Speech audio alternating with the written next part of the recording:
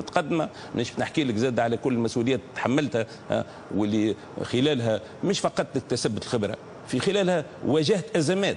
انا معناتها مش مساله خبره، مساله قدره على التصرف في الازمات. انا كي كنت وزير كاتب دوله للتجاره والصناعه معناتها في الايامات الاخرانيه معناتها في حكم بورقيبه، كان عندنا الاشكال نتاع العلاقات التونسيه الليبيه والحدود اللي كانت مقطوعه، وكان عندي معناتها العديد من الاتصالات، ورجعت العلاقات التجاريه وخليت التجاره الخارجيه ما بين تونس وليبيا معناتها في حدود بسيطه جدا، ورفعت فيها الى اعلى المستويات. كي كنت وزير للسياحه كما في الروبورتاج معناتها زوز ازمات كبيره، 11 سبتمبر و11 ابريل، والحمد لله خرجنا منها معناتها منتصرين، ومنتصرين على اساس انه ما كانش الانهيار معناتها اللي كان متوقع في عدد الليالي المقاضات ولا في المداخيل السياحيه. كي كنت وزير للصحه واجهت ما يسمى معناتها الجريب بورسين اللي كانت تهدد كل دول العالم، وسبقا قلت معناتها في تلفزه اخرى انه معناتها تونس خذت حتى ميداليه ذهبيه من عند المنظمه العالميه للصحه على اساس حسن التصرف في دونك مش موضوع كفاءه فقط.